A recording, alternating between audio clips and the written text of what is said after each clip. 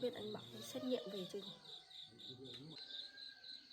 Anh Bảo cũng một cười thì tự nhiên hôm đấy lại cứ gọi mình là vợ, cứ nhầm mình là vợ của anh ấy.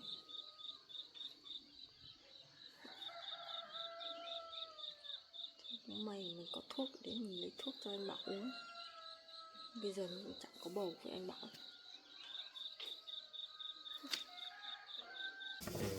Mình chung sống với nhau cũng được một thời gian rồi.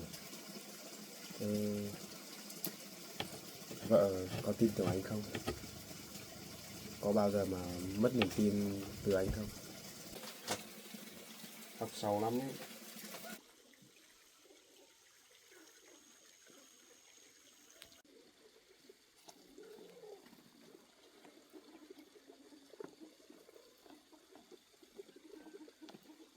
Đấy là bác sĩ của con.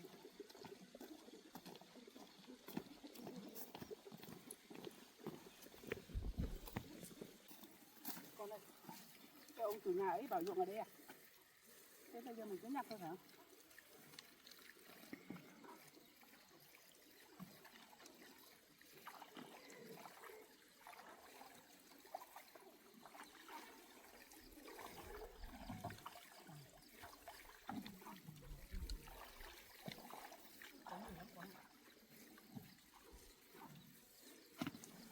Chắc lại ủng hộ đâu con nhỉ? Lấy cả con dao ra. Đấy, được 2 cái rồi đấy. Điện cũng không được đâu.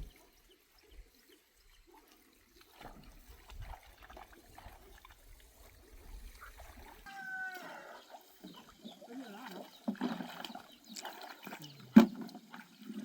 Quả to thật đó con ạ.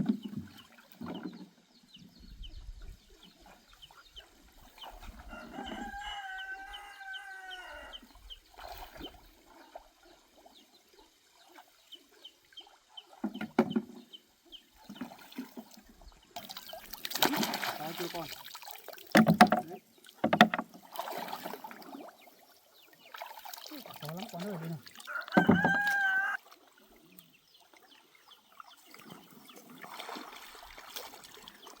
Còn chờ được 2 tay mẹ 1 tay.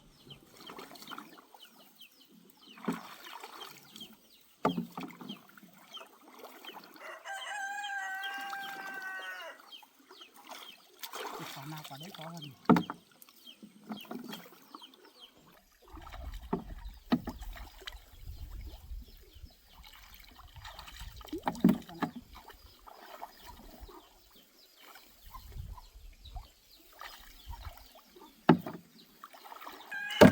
Con rồi này.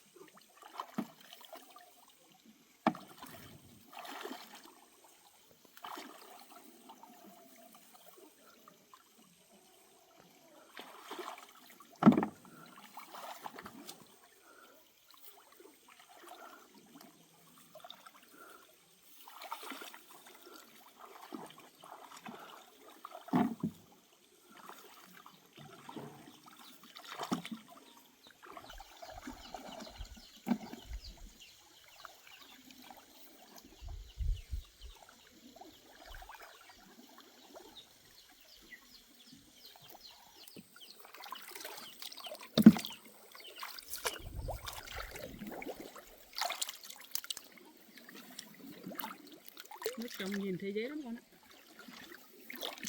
Cái này con ạ. Con trai mẹ hôm nay mẹ nhìn hôm qua mẹ nhìn thấy con trai mẹ khác hẳn đấy. Về nhà không thấy vui tươi với hai mẹ con mình đâu, nhìn thấy buồn lắm. Mẹ nghĩ cái gì lắm đấy. Thấy buồn hẳn. Mẹ hỏi nó bảo không có gì đâu.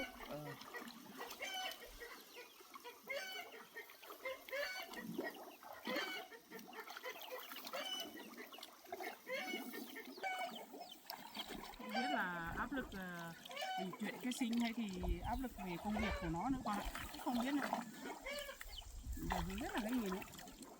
chẳng kể với con này.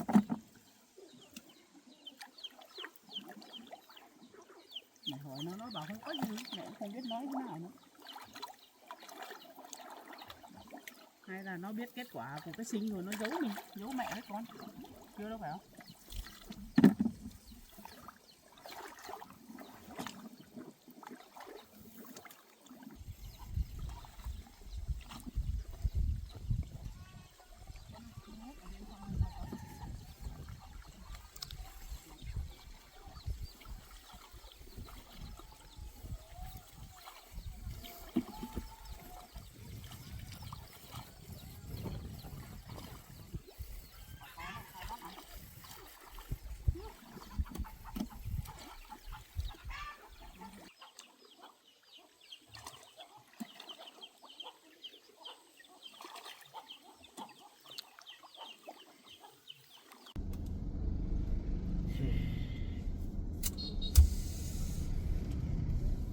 Hôm nay biết kiểu gì chẳng còn tâm trạng mà đi làm nữa.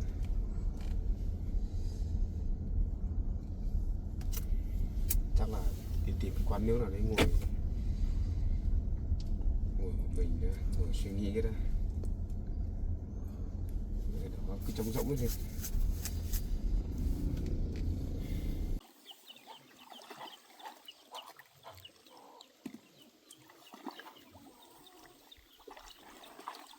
Giờ này ốc nó mới lên con ạ. Mình mò nó mới thấy ở nông nó ở dưới bùn kìa.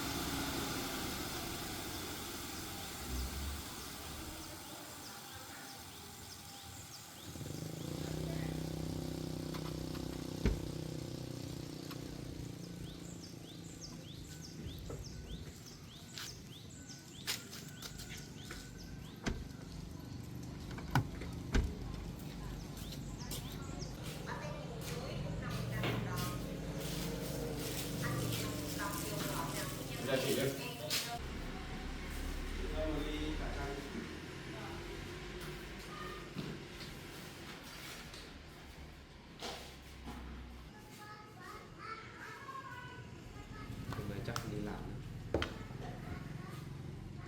Nghĩ suốt từ nãy giờ. Cái dấu vợ với mẹ thì không được. Chắc về nhà nói chuyện với vợ thì rồi mình nói ra luôn. Rồi giấu cũng phải là cách chứ.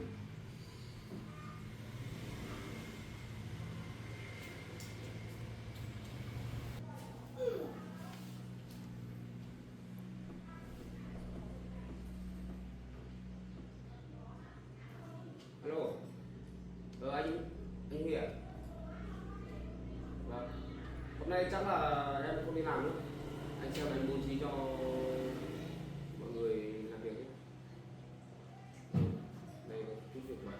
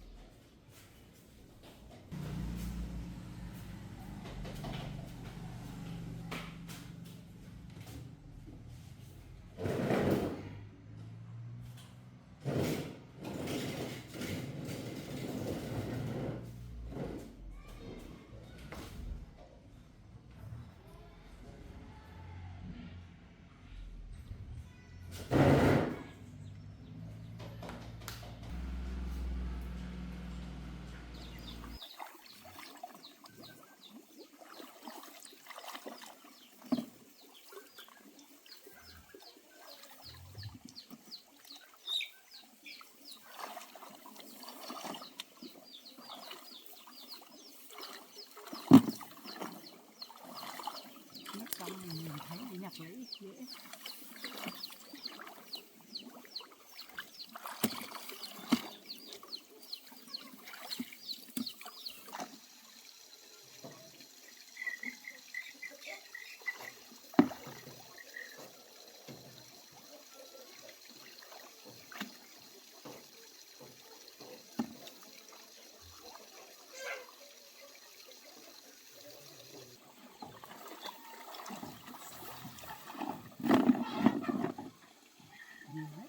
Wow.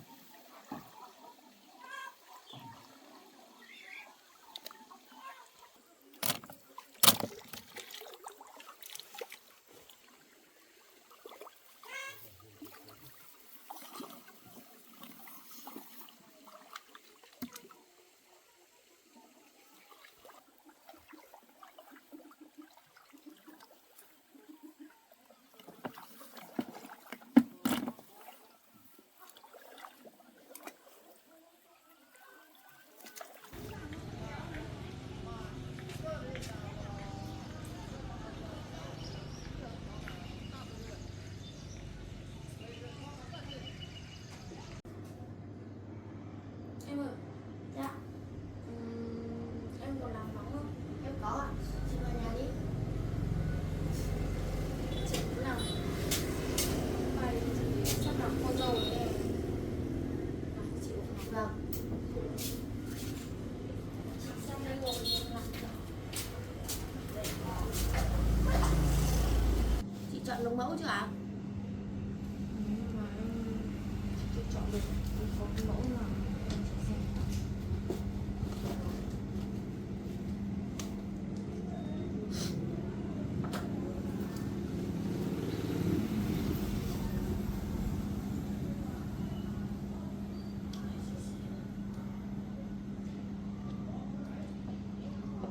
Xem mẫu này có hợp với mình không?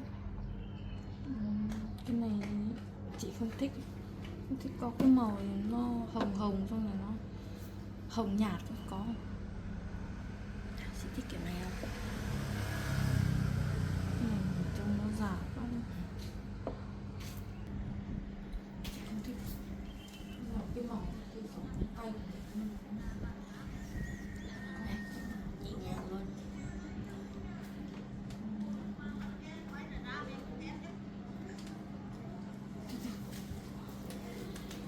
Kiểu này chị thích không? Vì chị đang tìm cái màu như thế này. Thì em làm mẫu này cho chị nhé. Em cứ làm cái mẫu nhẹ nhàng, nhưng mà làm ngắn ngắn thôi. Xách dài. Chị không thích làm cô dâu Thì em bắt đầu làm cho chị nhé. Anh đâu không đưa chị đi. chồng chị bận đi làm, không có thời gian. Bảo anh đưa đi làm đẹp chứ. Suốt ngày đi làm, thời gian ở nhà. Em bắt đầu làm cho chị nhé.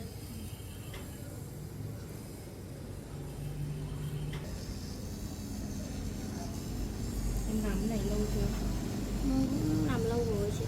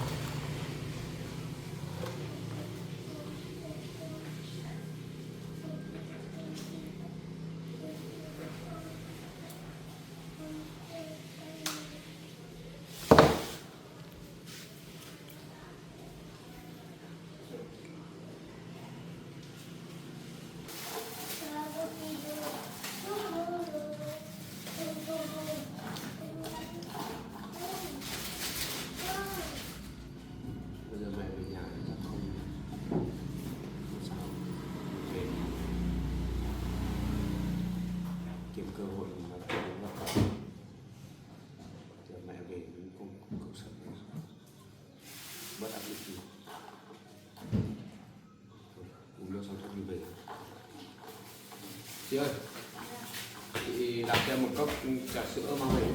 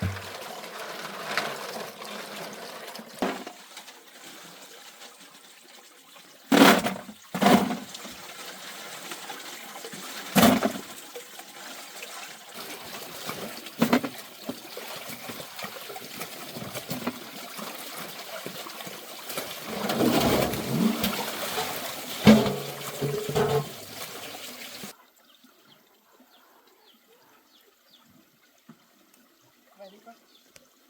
Cái này chắc cũng được nhiều rồi con ạ, tầm 10 cân này.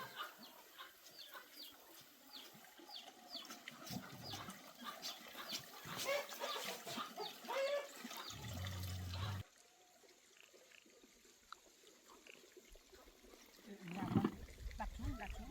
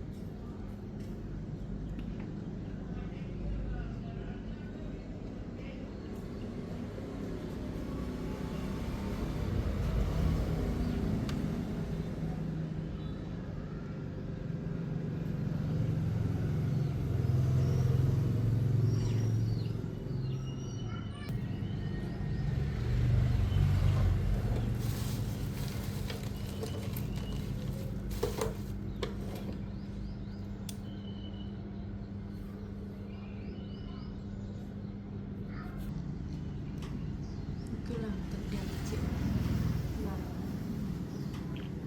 cưới nó phải đẹp.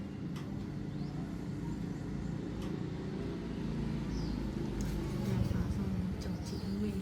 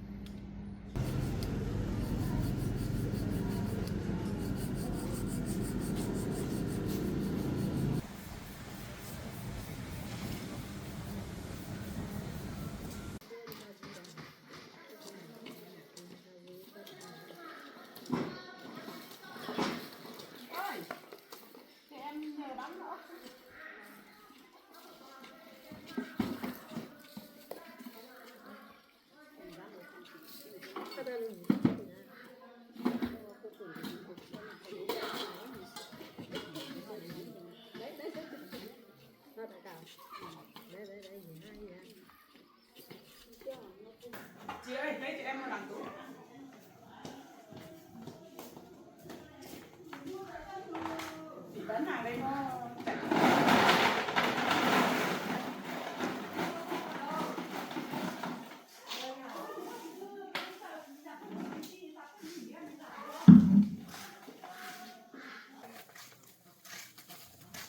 Em ơi mua ốc đây em. Ốc thêm một con này thì 50.000.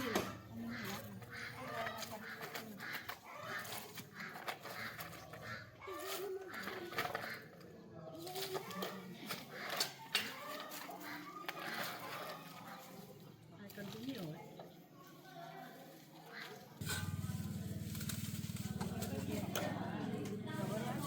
Cảm ơn em nhé.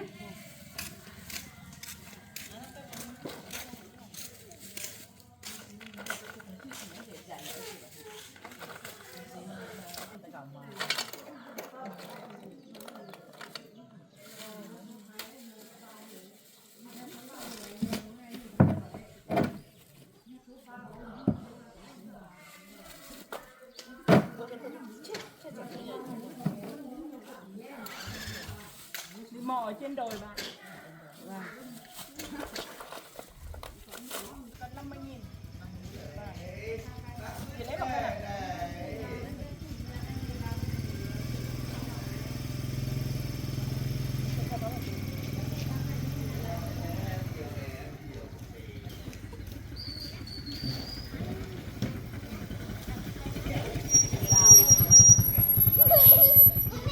Thôi, bà già chắc là bà lú lẫn rồi con ạ, kệ bà thôi nhỉ.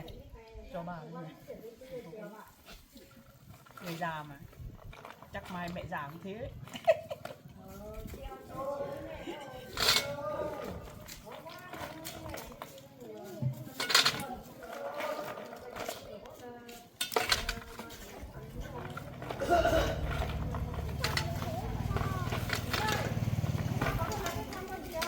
Hả? Thang á? Thang lấy làm gì? Biết đâu.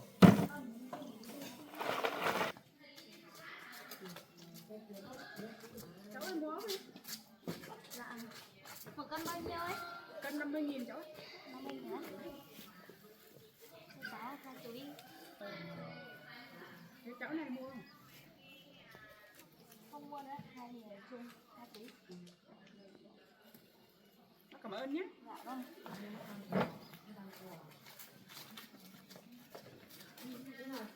Con này. Còn 2 túi nữa mình đem về nhà đây. Con trai mẹ cũng thích ăn mà bà cụ cũng thích ăn mà nhé. Mình lấy về để ăn. Nhỉ? Bán hết thấy là không có đâu.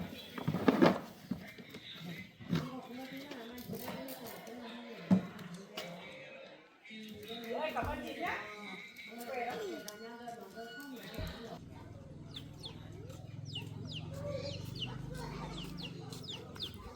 Mẹ nổ ốc, mẹ quên mẹ lấy lên. Anh chuyển đi. Cảm ơn chị đấy.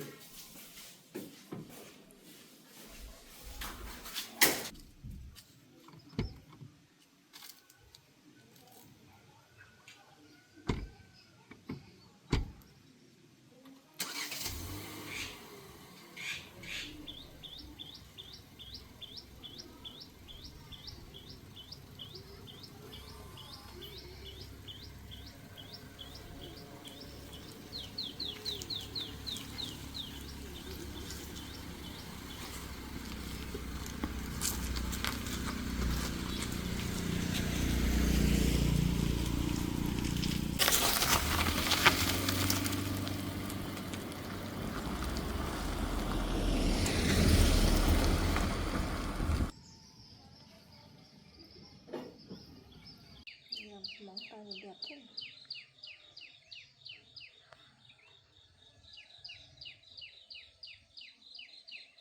Có cả nơ cả hoa.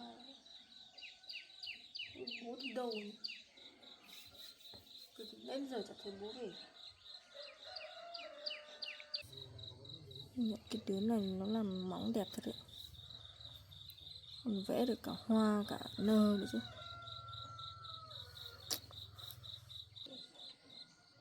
Mấy hôm mà cưới mà mặc áo cô dâu chắc mình xinh lắm. Cả móng đẹp, tóc đẹp nữa. Đẹp quá.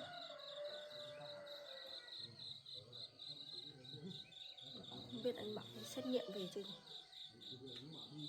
Có kết quả chưa? Chả thấy lấy về cho mình xem.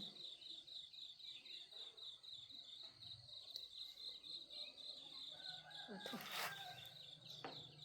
có kết quả xét nghiệm thì chắc cũng vẫn là con của anh Bảo thôi. Xét nghiệm nó cũng thế đâu mà. Mình chắc chắn là con của anh Bảo rồi. Cũng may thật đấy, ông trời cũng thương mình thật đấy, giúp mình ấy. Tự nhiên hôm đấy lại đi gặp anh Bảo ở dưới kia, xong còn bị ốm nữa chứ. Đưa anh Bảo về thôi. Anh Bảo cũng buồn cười thật đấy. Tự nhiên hôm đấy lại cứ gọi mình là vợ, cứ nhầm mình là vợ của anh ấy.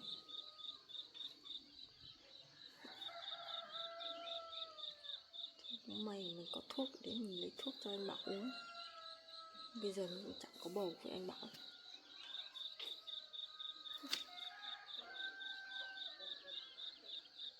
Đẹp thế. Mình có ý định từ bỏ anh Bảo nữa, mà không sao. Nhưng mình cũng thấy coi như cái kế hoạch của mình theo đuổi anh Bảo đã thành hiện thực. Mấy hôm nữa mà có kết quả về ấy, con Câm thì cũng phải đi ra ngoài, đi ra chỗ khác mà ở. Anh Bảo cũng phải ly hôn với nó rồi. Sao bây giờ mình cũng mang thai con của anh Bảo.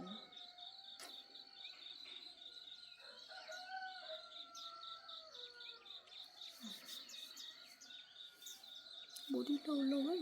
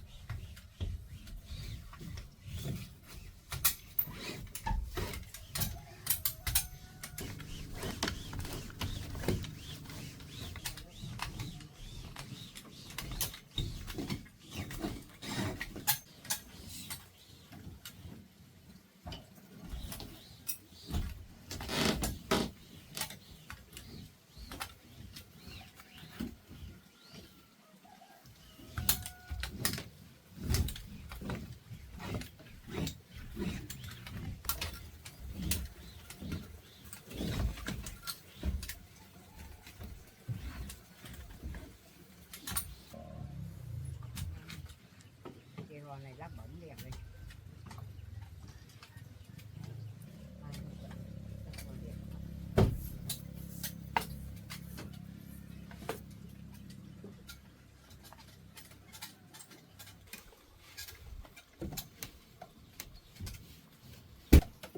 Hôm nay cháu bảo mua được mấy cái chảo hoa này đẹp quá cháu ạ. Bà thích lắm.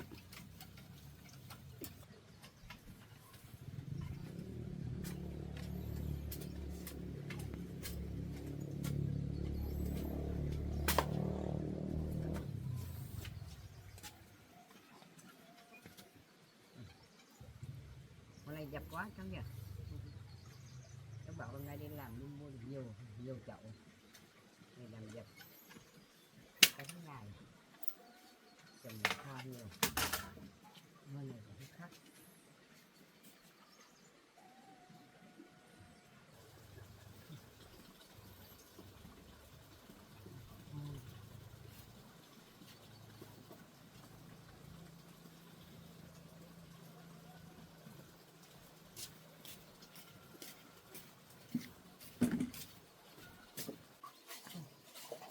Quá, con này cũng đẹp, cái nào cũng đẹp, cháu bảo mua cái nào cũng đẹp, con này cũng đẹp quá.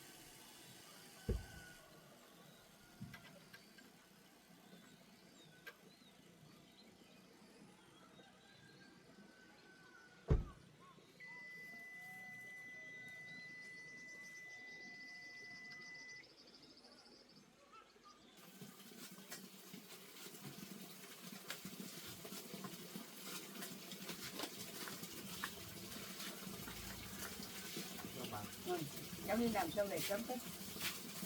Cháu hôm nay không đi làm với bà. Cháu nghỉ. Mai đi. Em đang gọt quả. Em gọt. Đã đi thì thấy.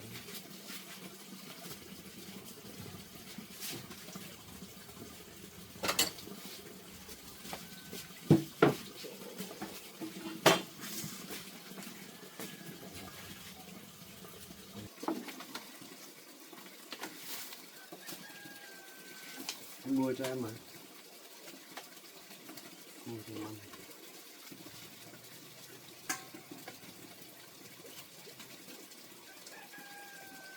Anh hôm nay anh không đi làm, anh muốn về nhà với vợ.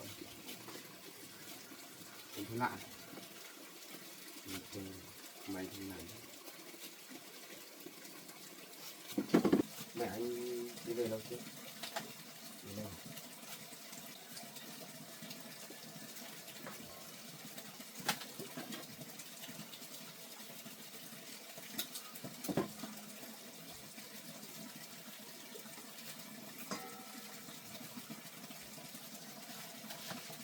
Hôm nay trời nắng lên là ấm đấy bạn ạ. Lạnh nó lên chưa?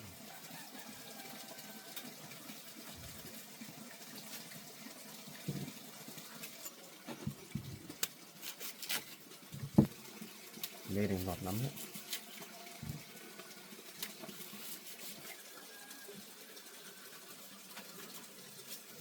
Đó, ăn quả đi. Rồi, cháu ăn quả đi. Cháu ơi, hôm nay bà tự nhiên thấy buồn ngủ quá, cháu đi, bà đi lên trường ngủ. Bà buồn ngủ á? Mà ăn miếng Lê đó. Bà không ăn. Cháu ăn. Buồn ngủ á? Bà đi. Thế bà lên trên nhà ngủ đi. Rồi em bé cũng đi học rồi thì bà nhàn rồi. Bà mệt buồn ngủ bà cứ ngủ. Ngày nào tầm giờ này bà cũng ngủ. Người già rồi. Buồn ngủ và đi ngủ. Thiếu giấc ngủ là không được. Đây là ngon. Còn một quả nữa ở đây này. Hết chưa?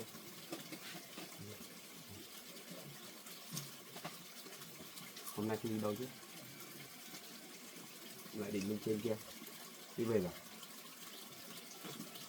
Đi làm gì?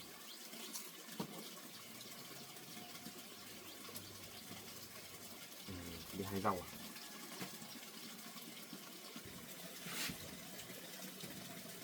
À, em với mẹ đi mò ốc à?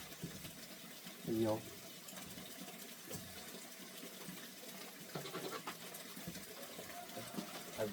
Đi lấy giấy bút về nói chuyện cho nó hiểu nhanh hơn. Anh có những cái không hiểu. Lấy giấy bút về đấy.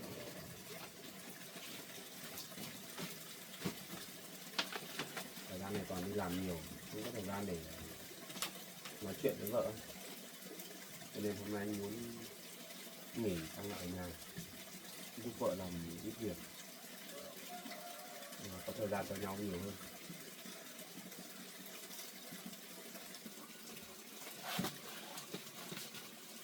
Đi bán ốc, có bác lấy một túi không trả tiền. Cô ấy mẹ bảo là lũ lẫn, cái người mua bị lũ lẫn đó. Thế là em không lấy tiền nha.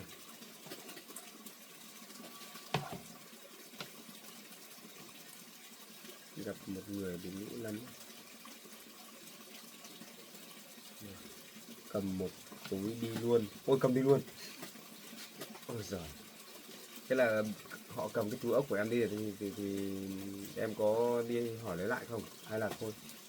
Nếu mà cô ấy không được bình thường thì thôi mình cứ cho thôi. Cho họ lấy thôi.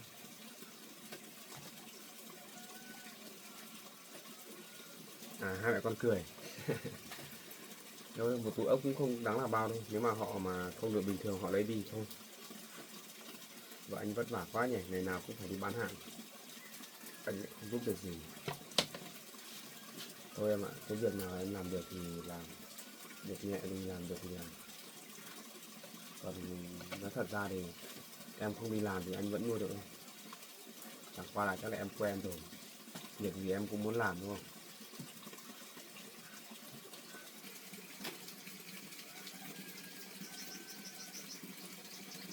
Đôi đôi lúc anh nghĩ anh thật là có lỗi với hai mẹ con em. Anh mấy ngày nay anh không vui, bị ốm. À không, anh không ốm đâu, anh không sao đâu mà. Chẳng qua là thời gian này anh có một chút tâm sự. Anh có chuyện gì thì nói với em ấy. Có nhiều chuyện lắm.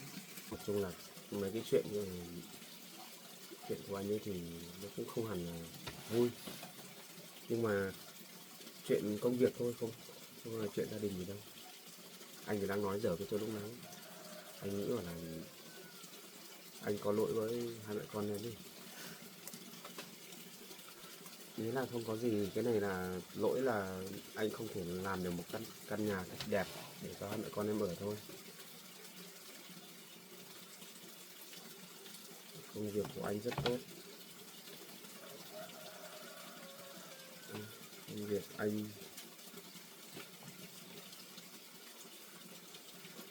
em viết sai chính tả anh không đọc được. Viết sai chính tả rồi, em viết lại xem nào. Có những chữ anh không đọc được ấy.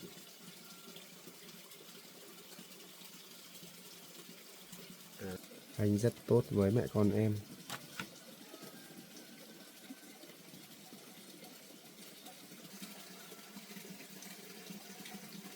Cái đấy anh biết mà, và em cũng cảm nhận được đúng không? Nhưng mà anh lại chưa đủ khả năng để xây một cái căn nhà đủ ở xong là để cho mẹ con em ở cho thoải mái. Cái chỗ này anh chỉ làm một cái căn nhà nhỏ nhỏ tạm thôi.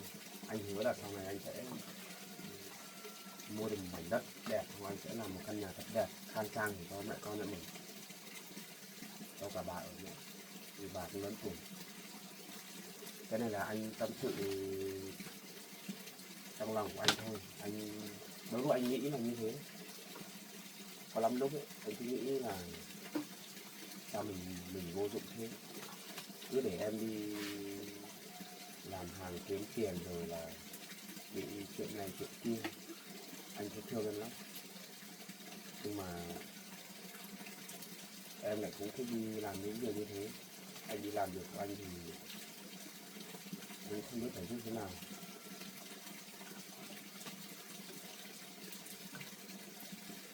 Này đây, anh hỏi em một chút thôi. Anh này vợ, mình chung sống với nhau cũng được một thời gian rồi. Vợ có tin tưởng anh không? Có bao giờ mà mất niềm tin từ anh không?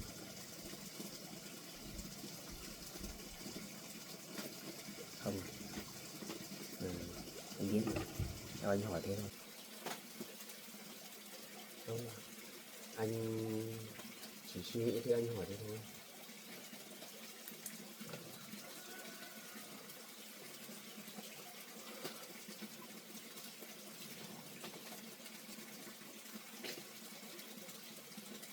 Em làm gánh nặng cho anh à? À không, em không phải gánh nặng. Em phải hiểu, em là vợ anh. Con em ấy là con của anh. Anh hỏi thế thì em chắc là em hơi bất ngờ đúng không? Hơi bất ngờ đấy. Nhưng mà từ trước đến giờ anh có bao giờ có thời gian nào mà ngồi với vợ mà mình nói về mấy chuyện này đâu. Thì sao? Sao em lại không? Ai làm gì đâu mà không? À, ai làm gì? Anh mới hỏi một chút sao lại khóc rồi? Khóc xấu lắm đấy. Em sợ anh bị làm sao? À không, anh không làm sao đâu mà. Em lo cho anh thì em khóc mà. Dựa vào đây, dựa vào vai anh rồi. Khóc sâu lắm ấy. Anh đã làm gì đâu mà khóc thì. Em lo, anh cứ dựa vào anh. Lâu lắm rồi không được ngồi tâm sự với vợ.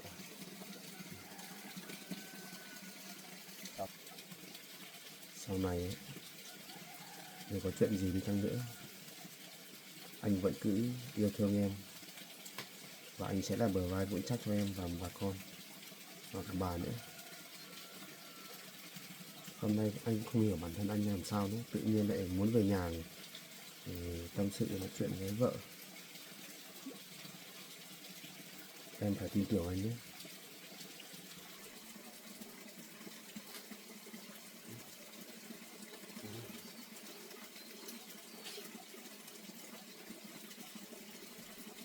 Em sợ anh có chuyện gì không? Không có gì đâu. Chẳng qua là anh thấy em đi làm nhiều, xong rồi là trời mưa trời nắng không được nghỉ, anh sẽ thương em thôi. Anh muốn dành một chút thời gian để hỏi thăm em, vợ chồng mình có thời gian nói chuyện với nhau thôi, chứ không có gì đâu. Không có gì đâu. Lâu lâu anh cũng nhờ lại với em nói chuyện thế, chắc như em cũng không quen đúng không?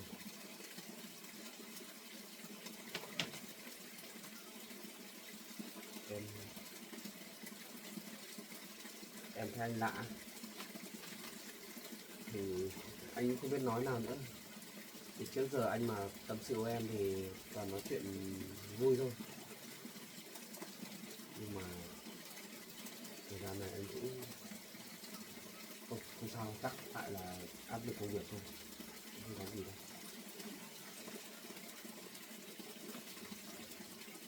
Không có gì đâu.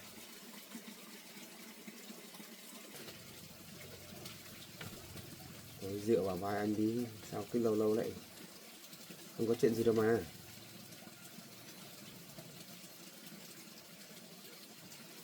Anh có chuyện giấu em à? Không, anh đã bảo là không có chuyện gì đâu. Chẳng qua anh thấy thương em, không biết bao giờ mới có căn nhà đẹp để cho vợ ở.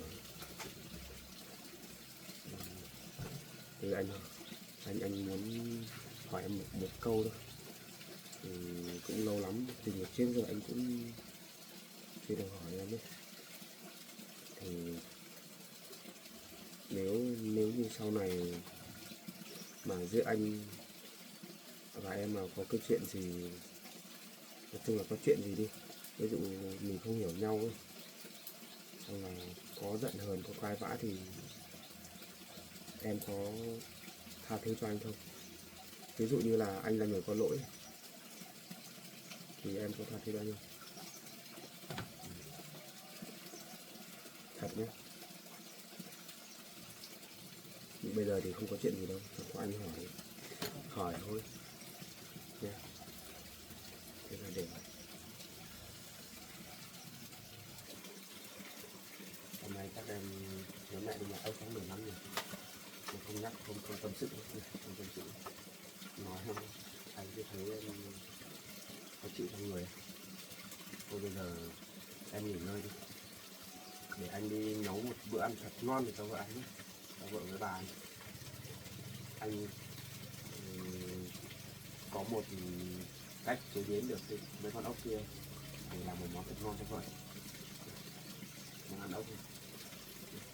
Em nghỉ ngơi đi, anh đi nấu cho. Anh chỉ hỏi em thế thôi, vợ chồng mình tâm sự với nhau thế thôi, chứ em đừng nghĩ gì nhá, đừng nghĩ gì nhá. Em ngồi đây, để anh đi nấu một bữa cơm cho vợ. Sao?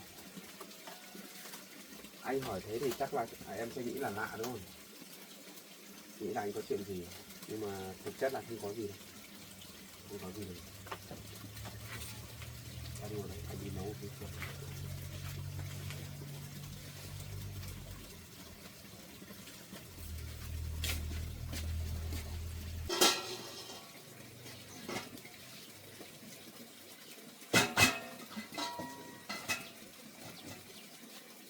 Bật lửa đâu nhỉ vợ?